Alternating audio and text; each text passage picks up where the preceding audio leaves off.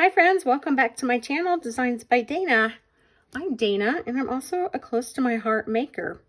I am currently working through the March 30 Days of Sketches by Christy's Beautiful Life, and I'm a little behind, but let me pull in my sketch that I'm working on today. I'm working on day 7.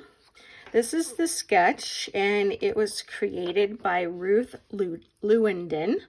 And I really like the simplicity of this particular sketch. Ruth did a great job at keeping this nice and clean and simple. Let me pull in my pictures that I plan to use for this particular page. Now this is a picture of my mom, and I've mentioned on here before that she's passed away a few years ago, but one of her bucket list items before she passed away was to paint these dragons. And these are Chinese dragons, and if you know anything about the Chinese culture or whatever, they have different elements. So each dragon represents a different element, like water, wood, fire. I'm going to draw a blank on the gold. I think the gold is metal and the white is air. And so she painted all of these before she passed away, and these were just amazing hanging in her apartment. Now, because I want to brag on my mom a little bit, because she's such an amazing artist, and this picture doesn't do the paintings quite justice. I want to show you the individual paintings up close just because I'm bragging. So this is the white dragon, and I believe that's the air. This is the gold dragon for metal. This is the red dragon for fire. The green for wood, which I originally thought was for earth. And then the blue is for water. It all started with the blue dragon. And she had a vision of the blue dragon when she was under anesthesia for surgery because she had breast cancer and she was having surgery. And she had a vision of this dragon and decided to paint it. And that came, after that came all of these other dragons. So, anyway, I'm so proud of her and I want to share that. But these are the photos I'm going to use for this sketch. And what I'm thinking is, because they're a little bit larger than what's shown here, is I probably won't get to put in the big title and journaling here. So I'm going to think about other ways that I can incorporate that big circle in the layout. So I'm going to get this out of the way. I'm going to go cut some paper and we'll come back and see what we come up with. Okay, I'm going to bring in my pieces here for the dry fit.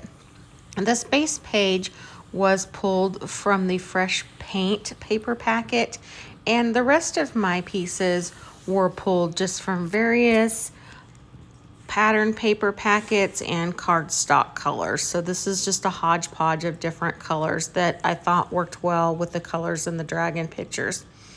You'll notice the Picture My Life card I pointed out here was just a journaling card, and I used some of my stamps to stamp the different elements that each dragon represents. Now this scallop border here, what I'm doing is I'm using my glue to overlap a couple of those little scallops to make it the size that I need it to be. So I think I overlapped like 3 different scallops, which also helps strengthen that piece. So as I dry fit here, I'm just going to lay everything out, and you'll see that I actually end up having to dry fit this a couple of times. But I'm going to tuck a couple of things up under my photos and my journaling piece here. And this layout doesn't use a lot of paper, so it's pretty simple here. And you can see I've got my visual triangle there. Now, to keep in line with the circle of the sketch, I have this chipboard piece, and I like to pull it out when I want to use a circle for something without pulling out my Cricut. So I'm using my journaling pen. What I'm going to do is I'm going to trace this piece to get a drawing of the journaling pen on my actual cardstock base or my layout base. So now I'm going to get those papers out of the way and come in with my black journaling pen. And I'm going to trace this a couple of times. So I'm going to do it once, and then you can see there it's real quick. And just slightly move it over to one direction, maybe about 1/16 of an inch. Trace it again and slightly move it again. So I'm going to do this, I think, probably 4 or 5 times as I continue just to move it around a little bit each time in different directions. So I'll move it side to side, up and down. So there's no real pattern or consistency to that. I just want lots of different circles traced there. So you can see I'm just trying to line that up and make sure that the placement is somewhat even, but yet looks somewhat whimsical, if you will. So once I get that done, I'm going to have to do another quick dry fit here just to put everything back in place and make sure it's all still going to work in proportion with that circle that I've just made. And then after I get my dry fit done, we will be ready to work on some embellishing. You'll notice as I work on the embellishing, I decided that I wanted to bring in more of those circles in various sizes. So I added a few more kind of around my cluster in the center. And I'm going to start my embellishing with my title. I struggled with the title on this. I thought about going with the Game of Thrones kind of cliche of Mother of Dragons. But in the end, I decided with doing this as the Dragon Lady. So I've got these letters here, and I'm kind of spacing them out along the bottom edge of that circle ring. And spacing them out, and then I'm going to glue those down with my tweezers, which you guys know I absolutely love the Close to My Heart tweezers and my Barely Art glue.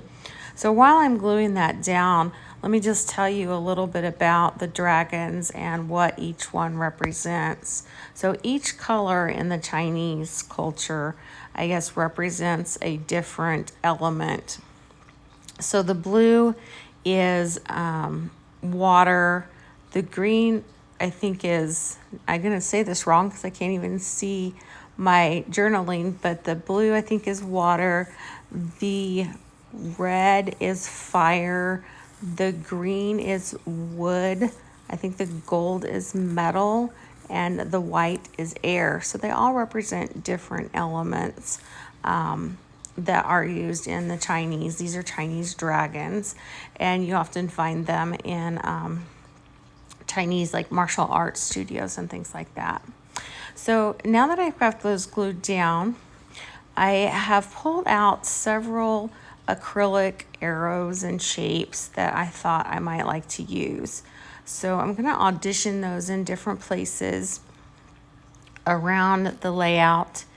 And the thing about my auditioning these things out is that I tend to like to over embellish. So I need to always find a good balance with my embellishments, because this is my favorite part of my layouts, is getting some fun embellishments on there. And I usually like to mix and match different embellishment elements together. So I might do like sequins and acrylic shapes or different things. So in this case, I'm only doing the acrylic shapes, but I'm doing thick ones, thin ones, arrows, circles, and whatnot. So I'm just kind of playing around with this, and it's going to take me a little while to play around and get them laid out exactly how I want them, and make sure that I really want to use everything I've pulled out. So I'm just going to kind of cluster them throughout the layout, and I'll audition some in different spots and lift them up, move them around, play around with them. So you guys will have to share with me in the comments how you feel about embellishing. Is it the fun part for you or the stressful part for you? And what do you think about that? Because I really like it, but I do tend to play around with it quite a bit. And you'll see me doing that with this layout. Sometimes I know exactly in my mind what I want to do. With this one, I played around with it quite a bit. But I also realized that, you know, I don't want to overdo it. So I have some pieces here that I decide that I really don't think I need. So I'm just going to play around with them. And then in the end, I will put those off to the side. So I'm going to get those glued down off camera. Okay, here's the finished layout. But I forgot while I was putting everything together, I wanted to show you my alphabet here came from the die cut black alphabet set. So just wanted to show you where that came from. And here is the completed layout. Let me hold that up. I did a little bit more with the circle and the title than I really thought I would. And I'm really happy how that turned out. I obviously added a little bit more than the sketch showed. So let's bring that sketch back in and do a little compare. I kept kind of with the same concept. Obviously my cluster of photo and pieces here is a little bit bigger than what they have in the sketch, and I certainly added a lot more of embellishment to the layout. And of course I changed my mind a little bit throughout the process as well. So it's kind of interesting when you do that, because you start out with a vision and sometimes that vision kind of goes down a different path. So it's close to what I originally thought it might look like, but slightly altered from my original vision. So I hope you like that. I certainly added a lot of different acrylic shapes and pieces to this. And I think that the black and the white kind of help pop against the different colors where they're setting. And that kind of enhances the layout of those pieces as well. So if you like what you saw today, please give me a thumbs up. And if you haven't subscribed to my page yet, I invite you to do so you can see future videos and be notified as well. So I will continue working through the month. I am going to be doing some traveling, so probably will be behind for a while, but please come back and watch some of my additional 30-day challenge sketches. Thanks so much for watching. We'll see you soon. Bye-bye.